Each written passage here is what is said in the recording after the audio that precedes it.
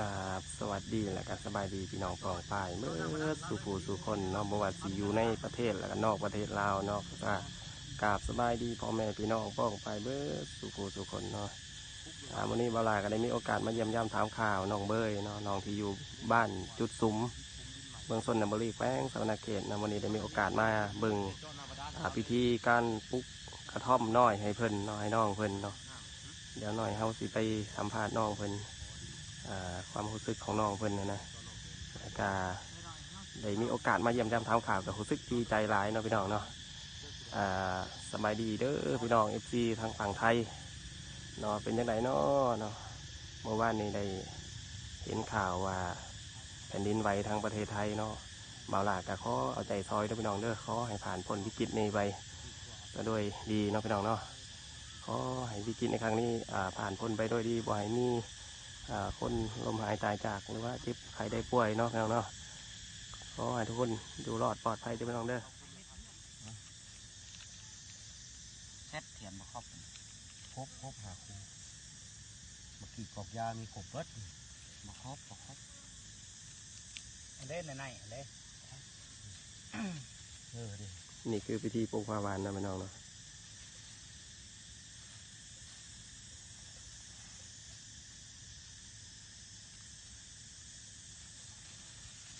มีน้ำยาต้นเวลามีดอกไม้เบ้ยมีดอกไม้อันหาคู่แล้วก็เทียนหาคู่แล้วก็มากีบกอกหญ้าเนาะกีบกอกหญ้ากับ8 กอกพี่น้องบอลจ้าละ2 กอกพี่น้องเวลาก็จะได้ทำพิธีเลยกล้วยอีกมีกล้วยน้ำแน่กล้วยกัดคือมาจนเละมันไกลเลยพี่น้องเลยผมว่าก็ต้องขอโทษขออภัยน้ำคือกล้วยนี่มันอะไรก็ได้ฮะเป็นของหวานแก้ก็ได้นะพี่น้องเนาะ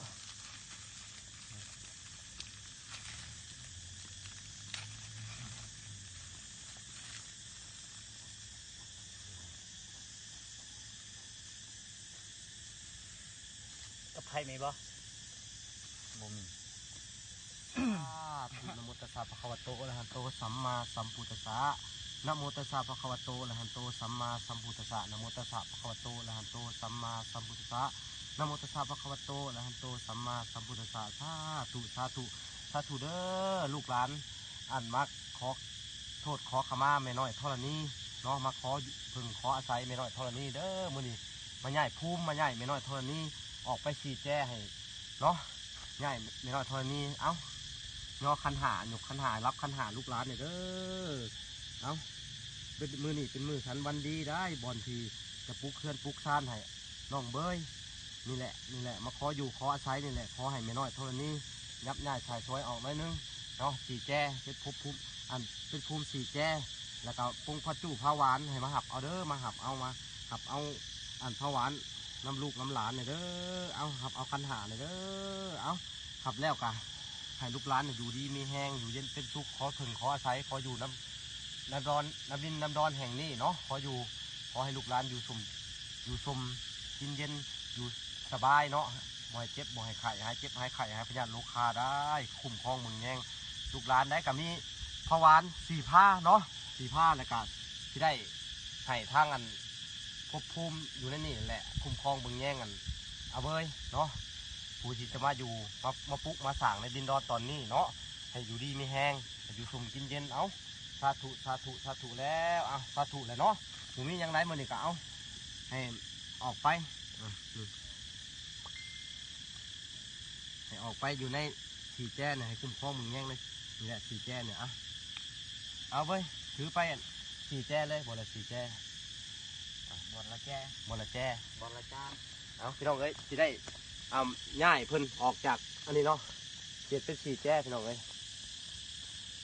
นั่นคือแจ้ที่1นะพี่น้องเนาะที่น้องเบยเป็นได้ง่าย วางแม่นางหน่อยตัวนี้ไปไว้ใน4 ทิศหรือว่า4 แจ้เนาะพี่น้องเนาะตัวนี้ได้สันเฮ้ยข้าวไว้ในบ่อันนี้แสดงว่าจบพิธีเนาะยังหยาดน้ำอีกนี่คือเดินของเพิ่นเนาะเดินของเพิ่นที่เพิ่นสีให้น้องเบิร์ดเป็นคนหยาดกระตกใบพัดสู่ภาวานให้แดดไม่น้อยเท่านี้น้องเลยเป็นสีแจ้เลยน้องเลย อยู่เย็นเป็นสุขได้ และนี่ก็คือเสาเนาะพี่น้องเนาะเสาเพิ่นน้องเพิ่น บอกกล่าวไม่น้อยเท่านี้เนาะให้เพิ่นมาหับเอาเนาะให้มีแสงสว่างจุดธูปจุดเทียนแล้วก็ไอ้พ่อปูสีแก้วน้ำเนาะพ่อปูใส่แก้วพ่อปูใส่แก้วน้ำเด้อไอ้ปกปักหักษาเอาเบยน้ำเด้อเอาเบยอยู่ตัวคนเดียวเอาเบยจุดธูปจุดเทียนเนี่ยอันนึงที่ได้ย้ายออกไปแหละบาทนึงเด้อจุดธูปจุดเทียน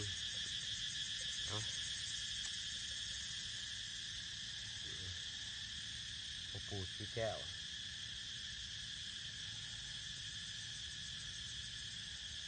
ได้แล้วพอแล้วง่ายออกนอกกูเอาปักสีแก้วเอาเถื่อสีเทียนให้จุดกูเอาพี่น้องแก้ละซองเนาะบอวันเดียวเลยปักพี่ปักผ้าทีก็ได้พี่สีเทียนนะเอาเด้อมาหับมาเด้อเอาพะวงพะวานพี่น้องเอ้ยให้ผู้บริการนำบอกเพิ่นเดี๋ยวจะไปเอาน้ำมาหยาดน้ำบอกเพิ่นเลยเราเลยให้ว่าน้องเบยเพิ่นจะเอาน้ำก่อนอากาศร้อนเนาะสัญญาเนาะแมนร้อนจนเหือไหลไข่ย่อยเนาะทุกคนเอาสบายดีเด้อทุกคน สบายดีมาไทยบันช่องใหม่แล้วเนาะแมนช่องใหม่เอาพี่น้องเลยเอาเป็นชื่อช่องจะไหนชื่อช่องบาลาเอายังมีบาลาคือกันนี่บอกแม่แล้วเอายังมีบาลาตายฝากไปติดตามเพื่อนเลยคือช่องบาลาเพื่อนว่าช่องใหม่เพื่อนว่าเนาะเอาหยาดลงดินเลยเอาเด้อไม่น้อยตอนนี้จะหยาดน้ำหยาดในให้เด้อ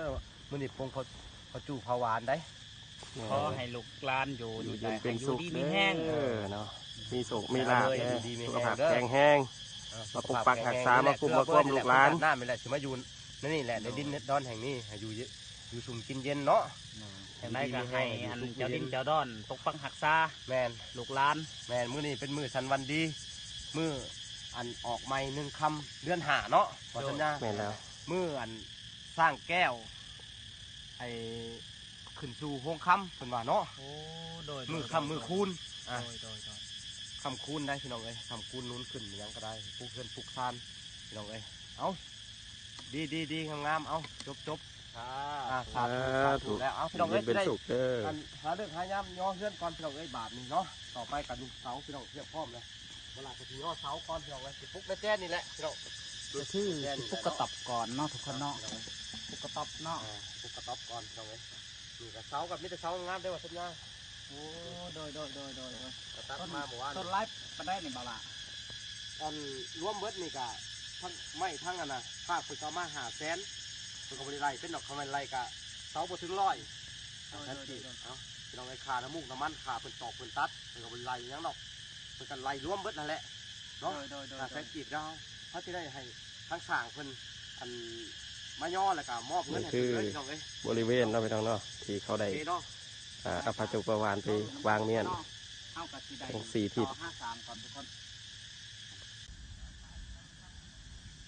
อันนี้ก็คือไม้เสาประทอมของน้องเนาะสีเห็ดเสาเดี๋ยวเขาจะมาติดตามกันว่าเป็นสีเห็ดในโหมดทรงใดเนาะก็ได้มีโอกาสมาหาน้องเทือแรกเนาะสบายดีน้องเบยเนาะสบายดีมื้อนี้เอาล่ะได้มีโอกาสมาเยี่ยมยามทำข่าวน้องเบยแล้วก็คือที่ว่าไว้ว่าสิได้สัมภาษณ์เพิ่นในการปลุกกระต๊อบเนาะให้เพิ่นอยู่พุ่นแหละอยู่จุดซุ้มเมืองชนบุรีแขวงสวรรณเขตโอ้ได้มาพอตัวจริงเลยพี่น้องเมาล่าเนี่ยฮะก็ได้มาพอตัวจริงเป็นคือข้าวว่าวครับเห็นในคลิปนะแต่นอนอยู่เทิงต้นไม้ลำบากมาช่วงเลยเนาะชีวิตตอนนี้ก็ดีขึ้นแล้วเนาะถึงปานกลางตะกี้นะเห็นน้องไทยบ้านคอยแซ่หลายเนาะคนแซ่ในเพจเนาะในเพจของบ่าวอีกยังแหละคอยกับบริฮู้ซื้อเพิ่นโอ้สงสารดิน้องนอนอยากได้มาอยู่น้ำดีบางคนเขาก็อยากได้มาอยู่น้ำอยากได้มาเบิ่งมาแย่ง ตอนนี้น้องอยู่น้ำไผ่ก็ตอนนี้ น้องอยู่ เอิญกินข้าวแล้วไป มาแล้วผู้สาวเอิญกินข้าว ไปกินมา ศิลาก่อนนะมาแล้วจังมาไหม โดยเดี๋ยวโอกาสหน้า